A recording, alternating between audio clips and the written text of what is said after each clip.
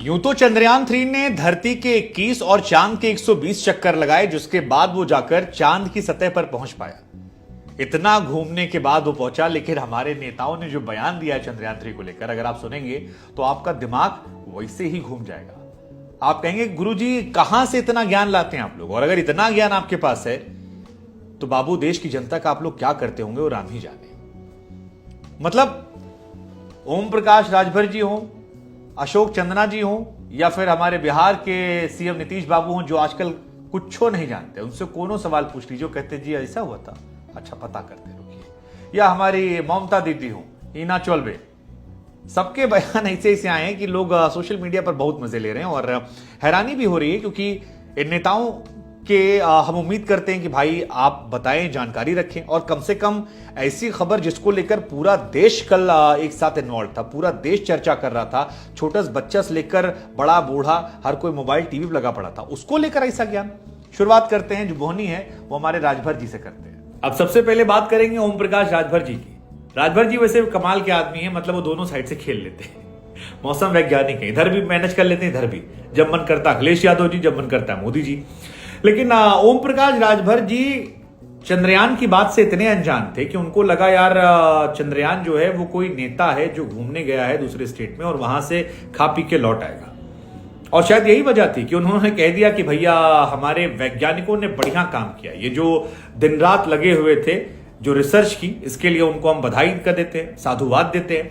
लेकिन इसके साथ साथ हम उनसे कहते हैं कि जब वो लौटे, चंद्रयान-3 धरती पर सकुशल लौटेगा, तो जो उनके आने का टाइम है, उस टाइम हम सबको उनका स्वागत करना चाहिए, विधिवत स्वागत होना चाहिए, और उस स्वागत में सबको होना चाहिए। हमको लगा यार नेता थोड़ी ना कि आए हो फूल माला पहना दो, कह दो, उनको क्या बताएंगे बाबूजी वहीं रहने वाला है, वो 14 दिन के लिए गया है और शाम को नहीं लौट रहा है कि खा पी के सुबह गए थे, शाम को बेटा आना घर पे सोएंगे। लेकिन ठीक है, अब बयान निकला है तो बात दूर तक जाएगी। फिलहाल चर्चा केंद्र में है, लोग मजाक उड़ा रहे हैं, लोग कह रहे हैं कि यार थोड़ा सा पढ़ लेते तो बढ़िया रहता। लेकिन इनका जितना हम हैरान हुए थे, आगे वालों पे हम और हैरान हो गए। राजस्थान में खेल मंत्री अशोक चांदना जी, और चांदना जी तो 2 हाथ आगे निकल गए। 2 हाथ आगे क्यों कह रहा हूं मैं? उन्होंने कहा कि यार अंतरिक्ष में जो हमारे यात्री गए हैं, मैं उनको सलाम करता हूं। अब कौन बताए कि यार अंतरिक्ष में इसरो ने लैंडर और रोवर भेजा, आदमी नहीं भेजे। मतलब ठीक है, एक जमाने में हम लोग कहते थे कि भैया पढ़ोगे लिखोगे बनोगे नवाब, खेलो कूदोगे बनोगे खराब, लेकिन अब ऐसा नहीं है। अब विराट कोहली से लेकर धोनी तक बैठ के देख रहे थे। धोनी छोड़िए, धोनी की जो बेटी छोटी सी है जीवा धोनी, वो भी बैठ के देख रही थी। और खेल मंत्री जी यार इतने अनजान की, मतलब जो हमारे यात्री गए हैं मैं उनको सलाम करता हूं। राजस्थान में चुनाव भी है, लोग लग गए, कहने लगे बाबूजी चंद्रयान में और गगनयान में, दोनों में अंतर है। गगनयान आपको बता दें कि हमारा एक महत्वाकांक्षी प्रोजेक्ट है जिसको 2024 में शायद भेजा जाएगा। उसमें हमारे कई सारे एस्ट्रोनॉट जो हैं वो जाएंगे अंतरिक्ष में। लेकिन गगनयान 10,000 करोड़ का प्रोजेक्ट जो है वो आएगा। करंट डे में चंद्रयान है, और चंद्रयान को लेकर जो नेताजी कह दिए हैं वो बहुत ट्रोल हो रहा है, जबरदस्त ट्रोल हो रहा है। होना भी चाहिए यार, आप मंत्री हो यार, आप एक बड़े स्टेट के मंत्री हो, राजस्थान एक इंपॉर्टेंट स्टेट है।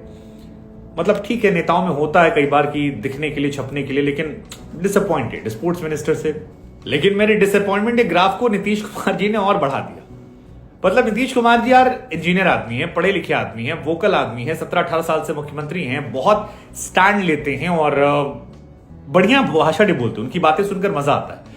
लेकिन नीतीश कुमार जी ने जब चंद्रयान को लेकर अनजान नजर आए तो लोग हैरान हो गए। हालांकि उनके बगल में एक मंत्री जी थे अशोक चौधरी जी, वो उनको समझ गए कि भैया थोड़ा सा मामला गड़बड़ है। उन्होंने धीरे से कान में कहा और उसके बाद नीतीश कुमार जी ने कहा कि चंद्रयान तो अच्छी बात है। फिर हमको याद आया कि यार नीतीश कुमार जी बीते कुछ महीनों में बिहार में जितनी घटनाएं हुई हैं सबको लेकर वो यही कहते नजर, अच्छा ऐसा हुआ, हमको तो नहीं पता था, पता करते रुकिए, हम जानकारी लेते हैं, थोड़ा सा जानकारी हो जाएगी फिर हम करते हैं मामला। बिहार एक बड़ा स्टेट है, आप सीएम है सर, पूरा दिन लोग टीवी देख रहे थे, मोबाइल पे देख रहे थे। It's not about BJP versus JDU, it's about India, हमारे वैज्ञानिकों का। इतनी बड़ी खबर आप कैसे मिस कर रहे हैं? इसका मतलब आप सोशल मीडिया पर एक्टिव नहीं है, टीवी आप देख नहीं रहे हैं, और आप समाज से भी थोड़ा कट गए। अगल बगल सब लोग फोन कर रहे थे। दफ्तर में लड़का जो पेंट्री वाला, वो भी हमसे कह रहा था कि सर चांद तक पहुंच गए यार। थोड़ा सा मुझे डिसअपॉइंटमेंट हुआ। लेकिन सबसे गजब तो ममता दीदी का था। मतलब ममता दीदी हिमाचल पे बंगाली एक बहुत क्यूट भाषा है और ममता दीदी के क्यूट वाले वीडियोस बहुत सारे वायरल होते हैं। मिस्टर प्राइम मिनिस्टर, मिस्टर बीजी प्राइम मिनिस्टर, बहुत वायरल होता है। लेकिन ममता दीदी ने जो स्टेटमेंट दिया उसमें राकेश रोशन का जिक्र कर दिया, ऋतिक के पप्पा। बेचारे वो भी सोचने लगे होंगे कि यार हम तो जादू बनाए थे, कोई मिल गया जो वहां से आया था, हमको कब साथ में लेके चला गया वो चांद पर, चंद्रयान 3 में। ममता दीदी से पूछा गया कि मैम आप क्या कहेंगे, तो उन्होंने कहा देखिए जी, अंतरिक्ष में सबसे पहले जो यात्री भेजे गए थे वो इंदिरा जी की तरफ से भेजे गए थे। राकेश शर्मा जी को एक्चुअली वो कोट करना चाहती थी, लेकिन अनफॉर्चुनेटली शायद दिमाग से मिस कर गया होगा, स्लिप ऑफ टंग, या क्योंकि राकेश शर्मा से रोशन नाम ईजी है, मैच हो गया। लेकिन अब बात निकली दूर तक जाएगी, ऊपर से बंगाली भाषा क्यूट होती है, उसमें बोला उन्होंने हिंदी में, तो फिर और निकला, काफी ज्यादा वायरल हो रहा है। हमें लगा हम आपसे पूछते हैं यार, मतलब क्या होगा, सारे नेता हमारा भविष्य तय करते हैं और उन्हें बिल्कुल अनजान है। थोड़ी सी हैरानगी मुझे भी हुई, लेकिन यार अलग अलग पार्टी के नेता अलग अलग विषयों पर इतने अनजान क्यों, और सारे नेता हमारा भविष्य तय करते हैं। ठीक है, अब क्या कर सकते हैं, हमें लगा। लेकिन इनमें सबसे इंटरेस्टिंग कौन सा था, राजभर जी का कि जब आएंगे तो स्वागत करेंगे फूलमाला, चन्ना जी का जो हमारे यात्री गए हैं, नीतीश कुमार जी का, या फिर ममता दीदी का राकेश रोशन जादू, कौन सा आपका फेवरेट है?